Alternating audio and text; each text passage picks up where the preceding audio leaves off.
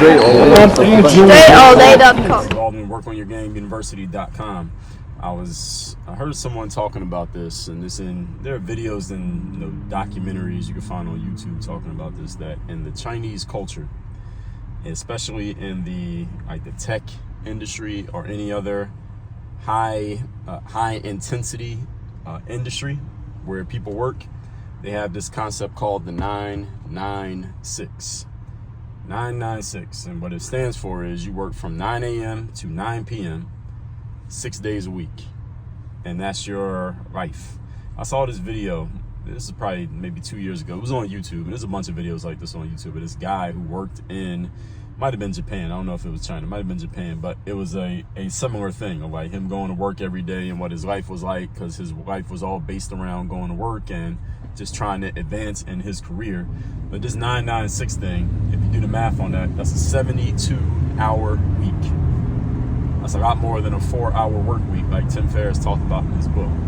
And it's a lot more than a lot of people, especially you Americans who are watching this, a lot more than many of you expect to work, want to work, or are even willing to work. And I'm going to tell you why this matters. The reason this matters is because in the high intensity environments in areas like tech, science, technology, engineering, anything that has to do with, especially of course the internet and those type of spaces, these people are willing to put in that much time, and they have just as much skill as you. They got just as much game as you. They're going to school and got the same equivalent degrees that you have, or maybe degrees that you don't have, skill-wise. And we were to just take away all the other immutable characteristics and just measure skill, them versus you is an even matchup. It's a fair competition.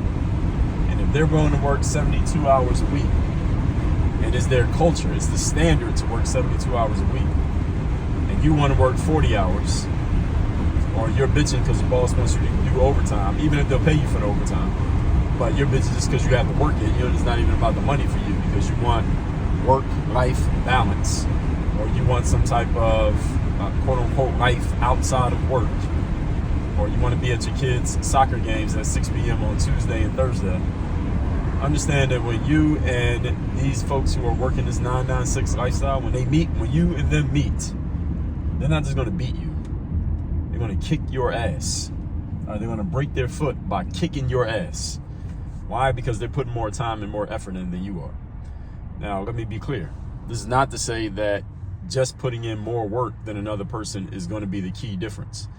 But if two people are relatively equal in skill, and relatively equal in resources, ability, experience, etc., and one person is working damn near twice as hard as the other person, then the person who's working hard is going to win. We all have heard the saying, hard work beats talent when talent doesn't work hard. That is true in many cases, not true in every case. If you're 5 feet 4 inches tall and I'm 6'9", and we're playing basketball, and we both have played the same amount of basketball, you're probably not going to win because I'm 6'9". I'm probably just going to kick your ass because I'm just better than you. I have a talent that you don't have, and in basketball, height is a talent. So in some areas, the talent gap is too big for hard work to make up the difference. But in environments where the talent gap is not that big, and in most professional areas, all the professionals, the talent difference is not that much in most professions. There are some professions where there's a big gap. Again, you think of something like basketball, you think of something like football, entertainment.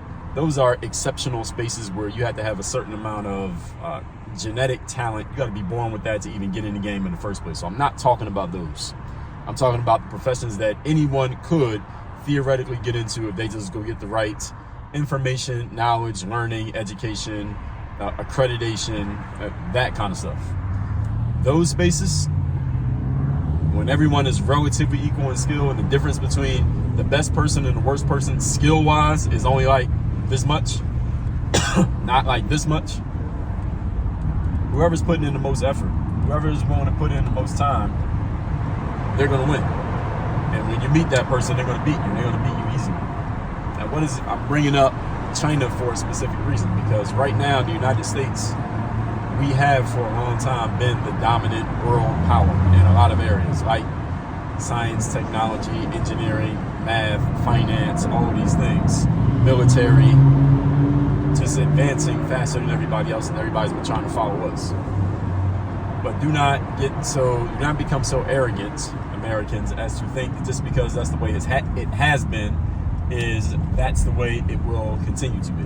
Because we can easily be overtaken by another country, especially a country like China, who is looking at us and looking at our weaknesses, and we have a lot of them. A country like Russia, same thing. We can be overtaken from our position of power. So don't think that just because we've had it, we'll always have it. And right now, when it comes to those areas, we are getting beat. The only reason that we're even able to stay in the game, is because we have had the lead already. So we got a little bit of a cushion against our potential competition. And also because the United States just mentally, a lot of other countries in the world look to us first before they look to those other places. But again, that can change. The general point here for you all individually, this is not so much about the country itself, but for you all individually to keep in mind is that there are people out there who have it as a culture. This is not, again, this 996 thing. This isn't like just 1 week you get excited and you get motivated and you put in all this effort. This is their normal way of living. 9 a.m. to 9 p.m., 6 days a week. What's your normal way of living? What's your normal way of putting in effort? I heard Kobe Bryant talk about this, that if you put in, let's say, for example, 2 extra hours of work every day, and you put in that 2 extra hours of work 7 days a week, over the course of a week, you just put in 14 extra hours. And over the course of 10 weeks, you just put in 140 extra hours. And over the course of, and you do that over, let's say, another 10 weeks, there's another 140, another 10 weeks, another 140. Eventually, you're going to have created such a big gap between you and the person who isn't putting in those extra hours, and you're going to be a whole lot better than they are. And then when you and that person meet, you're going to be able to beat them very easily. Why? Because you put in so much extra effort compared to what they put in. This is the way it works when you're putting in that time. I wrote a whole book on this called The Third Day. This concept that I just described, I call it the separation day. Separation day is any time that you're putting in effort and making yourself better and your opponent is not. Every time you do that, you're creating a little bit of separation between you and them. Or if they're ahead of you, you're closing the gap between you and them. And you need to keep that in mind anytime you feel like not working, anytime you don't want to go to the gym, anytime you don't want to make that extra phone call, anytime you don't want to send that extra email, anytime you don't want to write that extra paragraph or another 500 words for the book you're working on or record the next module of the course that you're supposed to be making. Every time you don't want to put in that extra time, there is somebody out there who you may not know who is equal to you in skill and resources and talent, and they're putting in the extra effort because it's part of their normal modus operandi to put in extra effort, and you're not doing it because you want to have freedom and a life and you want to have work-life balance and you don't want to feel like you're working all the time. That's fine. When you and them meet, they're going to kick your ass. That's what's going to happen. Now, you can either let that happen by continuing to do what you're doing, or you can make the necessary adjustments based on what I just told you. But understand there are people out there who have this as their normal standard. This is not even an exception to them. It's not even a special thing for them to do it. This is just what they do all the time.